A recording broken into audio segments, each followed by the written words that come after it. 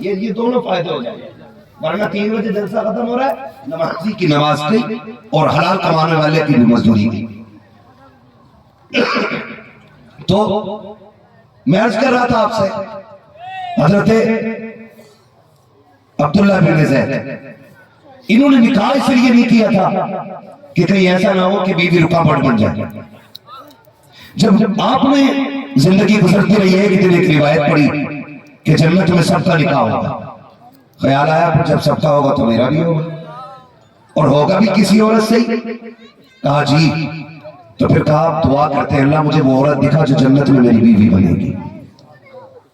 کیا کہا, وہ عورت دکھا جو مجھے جنت میں میری بیوی بنے گی. ایک دن دعا مانگی, 2 دن دعا مانگی, 30 دن جب دعا مانگی تو پھر ایک خواب آیا. خواب میں کیا دیکھتے ہیں, ایک خاتون نام ہے میمونہ بنت ولید, بصرہ کی رہنے والی ہے.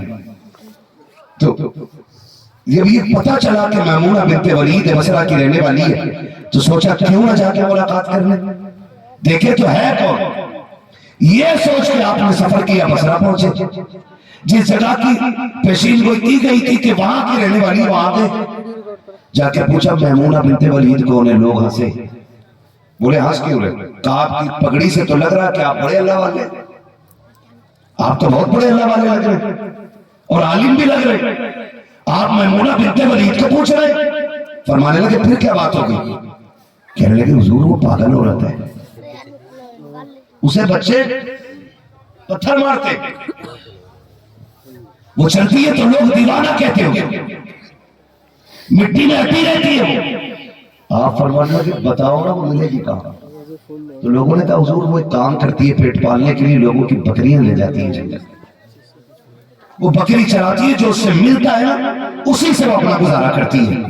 فرمانے لگے کدھر, کہ حضرت اتنی پاگل لڑکی ہے, وہ جس جنگل میں جاتی وہ سانپ بچھوؤں کا گھر ہے, اتنا خطرناک جنگل ہے کہ عقلمند بندہ وہاں جانا پسند نہیں کرتا. فرمانے لگے بتاؤ نا کدھر ہے. لوگوں نے اشارہ کیا کہ اس طرف کو ملے گی. آپ جھاڑیوں کو پار کرتے ہوئے پہنچے. جب پہنچے کہ جنگل میں کیا دیکھتے ہیں, میمونہ نے مصلی بچھا رکھا ہے, رب کی بارگاہ میں قیام میں کھڑی ہوئی ہے, بکریاں چل رہی ہے. حیرت کی بات یہ ہے کہ شیر بھیڑیے بکریوں کے ارد گرد چکر لگا رہے تاکہ انہیں کوئی نقصان نہ پہنچا سکے. جیسے کہ سلام میمونہ نے پھیرا ہے, آپ نے جواب دیا ہے, آپ نے سلام کیا, میمونہ بنت ولید نے جواب دیا. آپ کہتے ہیں خیریت سے, جیسے اتنا کہا ہے حضرت میمونہ بنت ولید کہتی ہے اور زید بن عبداللہ وہ بتا تو صحیح, ملنے کا وعدہ تو جنت میں کیا گیا تھا, یہاں کیسے آ گیا ہے. آپ کہتے بتا تو صحیح, تجھے میرا نام کس نے بتا دیا. حضرت میمونہ بنت ولید کہتی ہے تجھے نہیں پتا ہے, جو میرا رب ہے وہی تیرا رب ہے. جس نے تجھے میرا پتہ بتایا ہے اسی نے مجھ کو تیرا بھی نام بتا دیا. نعرہ رسالت, نعرہ غوثیت, مسلک اعلیٰ حضرت فیضان حضور تاج الشریعہ, بستی بستی قریہ قریہ, مفتی حماد صاحب قبلہ. وجہ ہے نا سارے لوگوں کی. لوگ جسے پاگل سمجھ رہے تھے, میلا لباس دیکھ کے یوں فیصلہ نہ کر, میں کون سا درخت ہوں یہ پھل بتائے گا. ہے نا, ہر کسی کے کپڑوں سے اندازہ نہ لگایا کرو, کسی کا جبہ قبہ دیکھ کے نہ سمجھا کرو کہ یہ قابل, اور یہ جو پھٹے لباس میں ہے یہ کچھ نہیں ہے.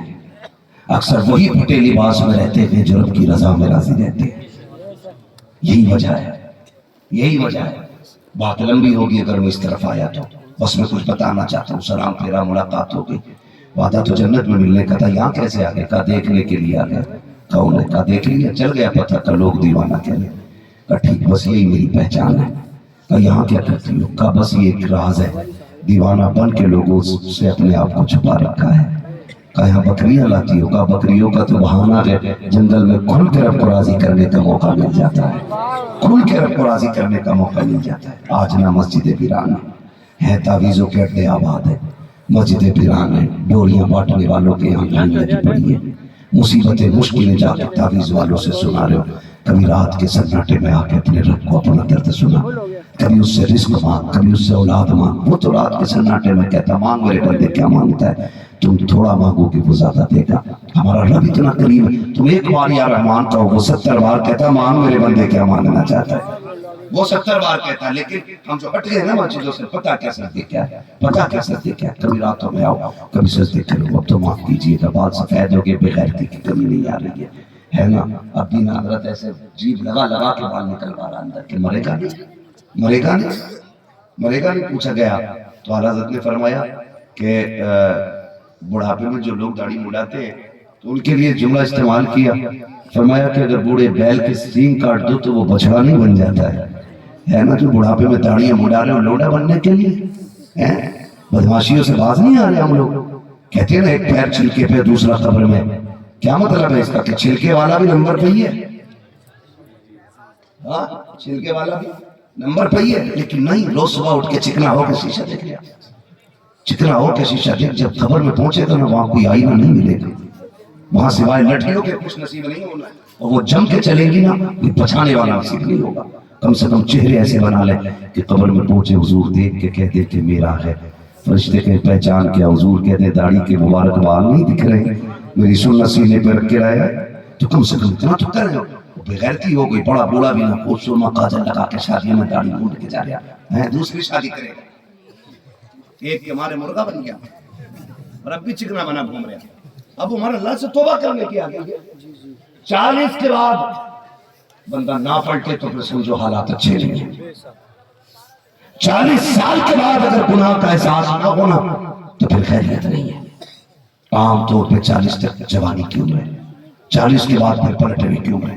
نکلے سارے لوگ نکلے، کبھی مصلح بچھایا کریں، مصلح بچھایا کریں، حضور ہمارے لیے جنت مانگ رہے، اور ہم ایک بار بھی نہیں مانگ رہے، ہم کہہ رہے ہیں مجھے دیکھ کے جہنم کو بھی آ گیا پسینہ، ایسا لگ رہا ہے جیسے اس کے بھٹے کی آگ ہے جو بجھ جائے گی اسے دیکھ کے۔ تمہیں پتا ہے نا قیامت کا دن ہوگا، جہنم لپکے گی اہل محشر کی طرف، دوڑے گی، فرشتے لگام کی پکڑ کے کھینچ رہے ہوں گے، اور وہ کہے کہ ہر من مسیح لاؤ لاؤ لاؤ، مجھے بھوک لگی ہے، ڈالے جائیں گے اٹھا کر کے، کوئی بچانے والا نہیں ہوگا۔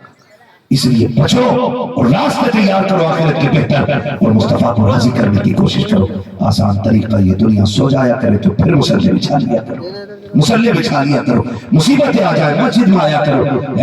ٹوری والا کہہ رہا ہے اسے گلے میں لٹکائیے، اسے پونچھ میں باندھیے، اسے ناک میں لٹکائیے، اسے کان میں لٹکائیے، جہاں اس نے کہہ دیا وہی باندھ لیا۔ میرے محبوب نے بھی تو تمہیں 2 رکعت کا کارڈ عطا کیا تھا، فرمایا مشکلیں آ جائے 2 رکعت نماز حاجت کی نیت کر لیا کرنا، آفتیں آ جائے تو مصلح بچھا لیا کرنا۔ حضور کیا ملے گا کہ نماز حاجت ادا کر، سجدے میں آنا تیرا کام ہے، تیری خالی جھولی بھر دینا یہ تیرے خدا کا کام۔ کریں گے انشاءاللہ ایسا؟ انشاءاللہ مسجد آباد کریں گے انشاءاللہ۔ غریب نواز کا ایک سجدہ چھوٹا ہو بتاؤ، سرکار غوث پاک کا ایک سجدہ چھوٹا ہو بتاؤ، اعلیٰ حضرت نے نمازیں چھوڑی ہے بتاؤ، اگر ان کی نہیں چھوٹی تو رضویوں کی، قادریوں کی، چشتیوں کی چھوٹ کیوں رہی ہے؟ مجھے بتاؤ۔ سرکار غریب نواز ماں کے شکم میں، والد آ کے کہتے خاتون کئی دن سے دیکھ رہے، آدھی رات کو اللہ اللہ کی صدائیں آتی ہیں، بیوی نے مسکرا کے کہا مبارک ہو، جو چاند میرے شکم میں آیا ہے نا، یہ رات جب دنیا سو جاتی ہے تو یہ میرے شکم میں اللہ اللہ کی صدائیں بلند کرتا ہے۔ یہ غریب نواز کی شان ہے۔ ہاں، اور چشتی کہلائے اور چوری کرے، قادری کہلائے ڈکیتی ڈالے، رضوی کہلائے تاش کھیلے، جوئے کھیلے، سٹے لگائے، حرام کی طرف جائے، یا تو پھر رضوی نہیں ہے اور یا پھر وہ ان چیزوں کی طرف جائے گا۔ کم سے کم اپنے آپ کو نہ دیکھے تو اپنے سلسلے کو دیکھے، اپنے دین کو دیکھے۔ قیامت کے دن میں جب جہنمیوں کو لے کے فرشتے جا رہے ہوں گے نا تو کچھ فرشتے دیکھ کے انہیں روئیں گے، فرشتے دیکھ کے روئیں گے، تو وہ جہنمی ان سے کہیں گے تم کیوں رو رہے، جا تو ہم رہے۔ وہ کہے گا اس بات پر نہیں رو رہے کہ یار تو جہنم میں جلنے جا رہا ہے، اس بات پر رونا آ رہا ہے کہ تو حضور کی امت میں پیدا ہوا اور پھر بھی جنتی نہ ہو سکا۔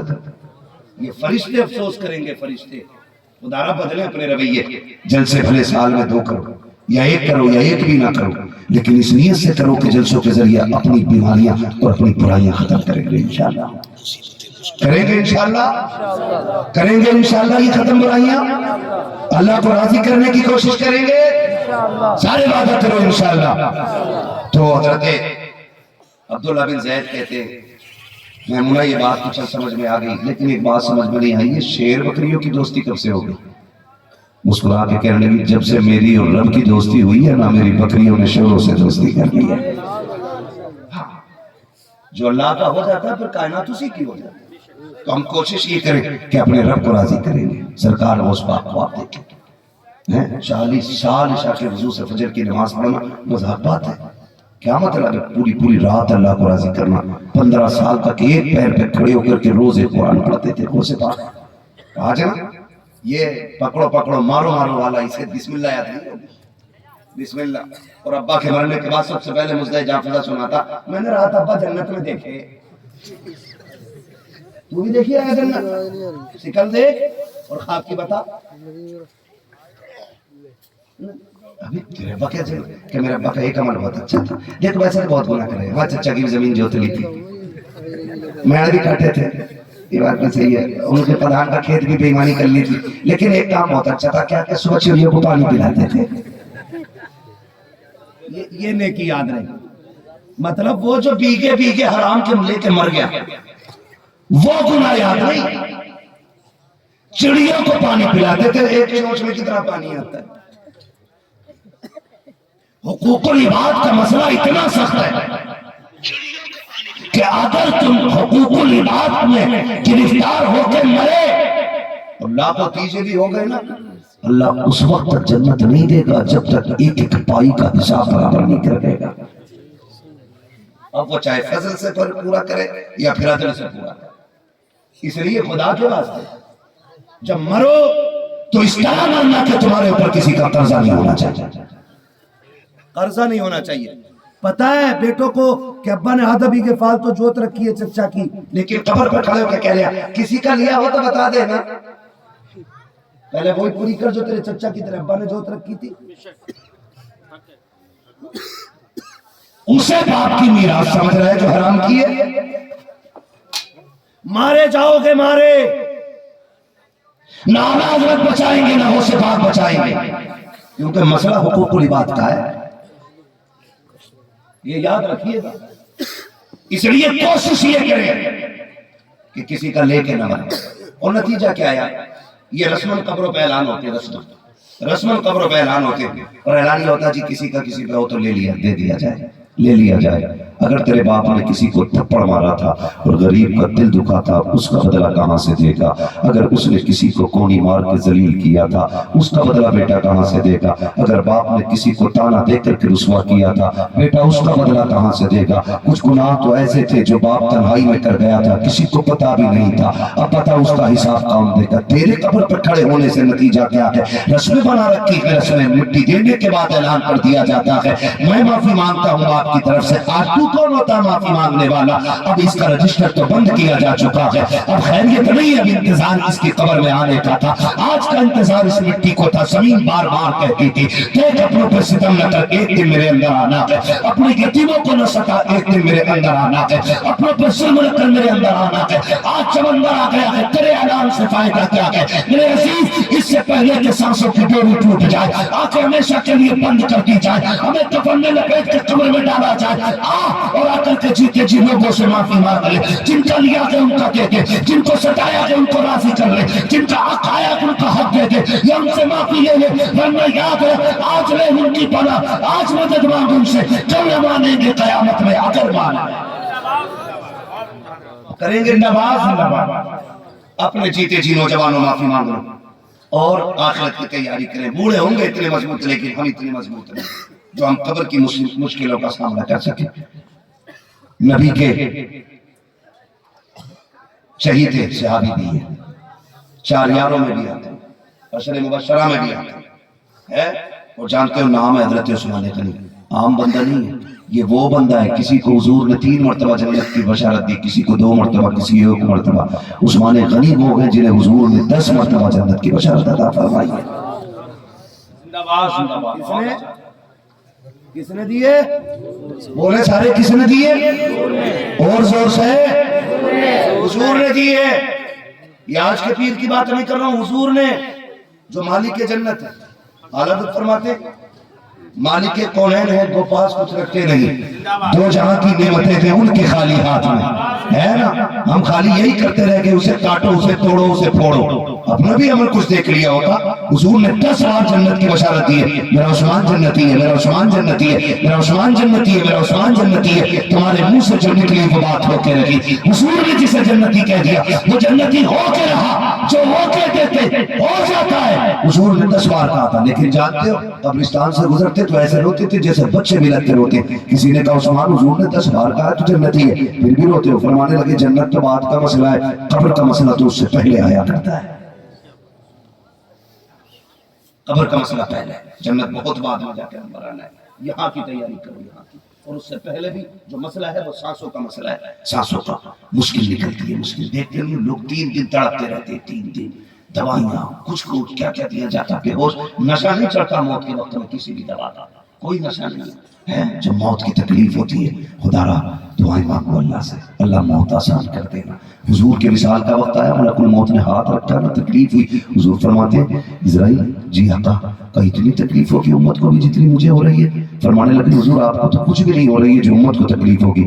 میرے نبی نے کہا تھا ملک الموت جتنی تکلیف دینی آج مجھے دے دے تاکہ میری امت کو انتقال کے وقت تکلیف نہ ہو. وعدہ لیا گیا تھا، چل محبوب دل توڑا لا کر وعدہ رکھا جو نیک ہوگا تیرا ہوگا اسے موت کے وقت میں کوئی تکلیف کا احساس نہیں کرایا جائے گا.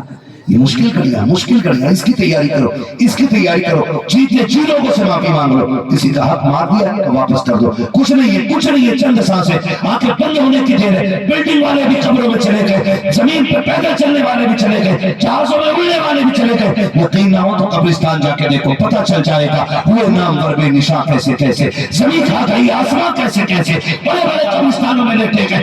ایسی موت مانگو اللہ سے کہ جب دنیا سے جا رہے ہو تو تمہارے کفن کی خوشبو کہہ لگی ہو لیکن میں اس کے رخ شے کا داغ لے کے چلے، اندھیری رات سنی کی چراغ لے کے چلے. تیرے غلاموں کا نقش قدم ہے راہ خدا، وہ کیا بھٹک سکے جو یہ سراغ لے کے چلے. نعرے تکبیر، نعرے رسالت، مسلک اعلیٰ حضرت جشن غوث خواجہ رضا کانفرنس زندہ باد زندہ باد.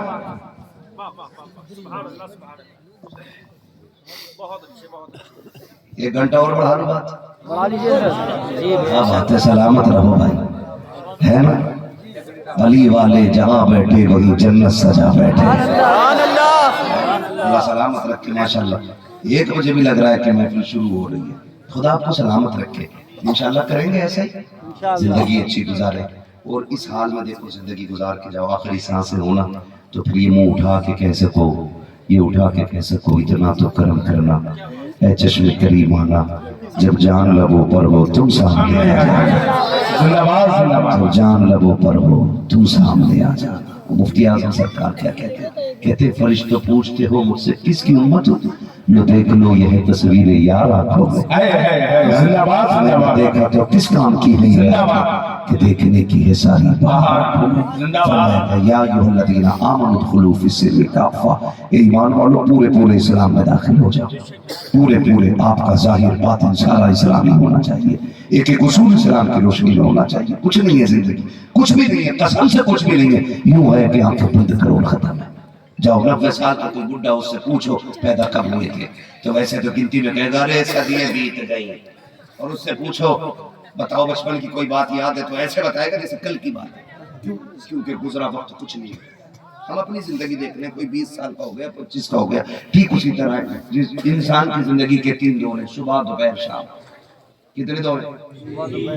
ہاں میں 1 گھنٹہ نہیں بڑھا رہا ہوں، میں بس ختم کر لیے. اور مجھ سے حضرت لوگ کہہ رہے ہیں کہ حضور کا نسب نامہ پڑھ دینا ہے، ٹھیک ہے نا. تو میں میری بات آخر میں یہ سن لیں، ہے نا. میں آپ کی مرضی کی بات میں کروں گا، پہلے میری مرضی کی سن لیں، ٹھیک ہے نا. انسان کی زندگی کے کتنے دور ہیں؟ 3 دور آتے ہیں، صبح دوپہر شام. صبح بچپن ہے، دوپہر جوانی ہے، شام بڑھاپا ہے. تو کوئی ابھی صبح کے وقت میں ہے، کوئی دوپہر کے وقت میں ہے، اور کسی کی زندگی کی شام ہونے کو آ گئی ہے. یاد رکھیے گا سورج صبح میں بھی چھپ سکتا ہے، دوپہر میں بھی اندھیرا ہو سکتا ہے، اور شام میں تو پھر رات ہی رات ہے. وہاں تو کوئی مسئلہ ہی نہیں ہے. صبح کے بعد دوپہر کا انتظار ہوتا ہے، دوپہر کے بعد شام کا ہوتا ہے، لیکن شام کے بعد پھر رات آتی ہے، اس کے بعد کوئی اور پہر نہیں آتا ہے. اسی طرح میرے عزیز کبھی موت کے بادل بچپن میں منڈلا جائے گئے نا تو یہ صبح کا سورج بھی چھپ سکتا ہے. موت کے بادل دوپہری میں آگے تو دوپہری میں بھی دھوپ جا سکتی ہے، شام تو پھر شام ہے. ایسے ہی تیاری کرو، کوئی صبح میں ہے کوئی دوپہر میں ہے، اور کوئی شام ہے. اللہ ہم سب کو موت سے پہلے موت کی تیاری کی توفیق عطا فرمائے. ٹھیک ہے جی, اب میں حضور کا سلامہ پڑھ دیتا ہوں. بس کوشش کریں جو سستی تھی وہ ختم کریں. میں جانتا ہوں میری باتیں تلخ ہوتی ہیں, بندہ سبحان اللہ مشکل سے کہہ پاتا ہے. ٹھیک ہے نا, مجھے شجرہ پڑھنا. اب آپ سے میں کہوں گا آپ ذرا بول دیں سبحان اللہ. یہ بات بتاؤ جو زیادہ